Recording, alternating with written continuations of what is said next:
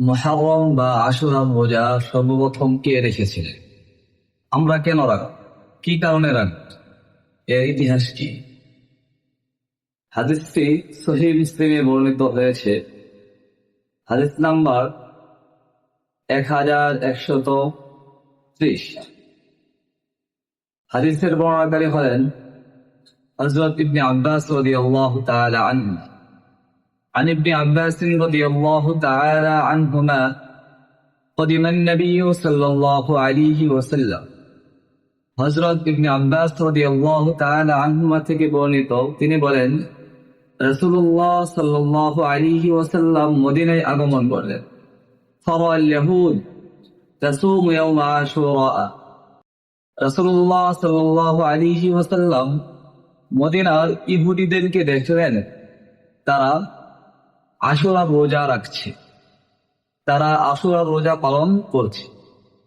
ফাকালা মা হাযা, রাসূলুল্লাহ সাল্লাল্লাহু আলাইহি ওয়াসাল্লাম বললেন, এটা কি?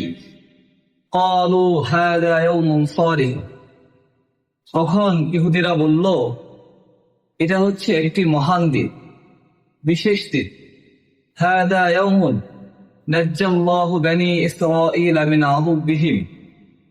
এটা এমন একটা দিন যেই দিনে আল্লাহ তাআলা বনী ইসরাঈলকে তাদের শত্রুদের হাত থেকে মুক্তি করেছে।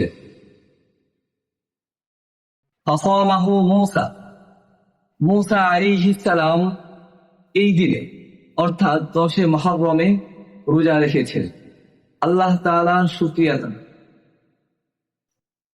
ক্বালা, রাসূলুল্লাহ সাল্লাল্লাহু আলাইহি ওয়াসাল্লাম ইহুদিদের রোজা দেখে বললেন, ফাআনা আহাক্কু বিমূসা মিনকুম। আমি তো তোমাদের চেয়ে অর্থাৎ ইহুদি এবং খ্রিস্টানদের চেয়ে মূসার ব্যাপারে অধিক হকদার। ফাসামা ওয়া আমারা বিসিয়ামি।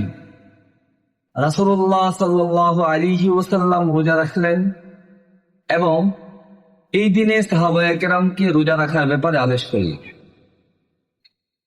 এই হাদিস থেকে আমরা কি বুঝতে পারলাম?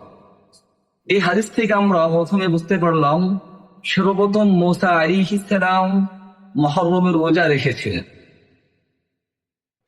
আর রাসূলুল্লাহ সাল্লাল্লাহু আলাইহি ওয়াসাল্লাম ফাআনা আহাক্কু বিমূসা মিনকুম, এই বাক্যটি বলার মাধ্যমে বুঝিয়ে দিলেন সকল নবীদের দাওয়াত একটাই ছিল, তা হচ্ছে একত্ববাদের দাওয়াত, আল্লাহ তাআলার দিকে জাতিকে আহ্বান করা। যদি ইহুদিরা মূসা আলাইহিস সালামের অনুসরণে 10 মুহররম বা আশুরার রোজা পালন করতে পারে, রাখতে পারে, তাহলে রাসূলুল্লাহ সাল্লাল্লাহু আলাইহি ওয়াসাল্লাম বলেছেন, আমরা মুসলমান যারা রয়েছি তারা মূসা আলাইহিস সালামের অনুসরণের ব্যাপারে আরো বেশি হকদার। সেই কারণে আমরা 10 মুহররম রোজা রাখব। এটাই হচ্ছে সবচেয়ে গুরুত্বপূর্ণ কারণ।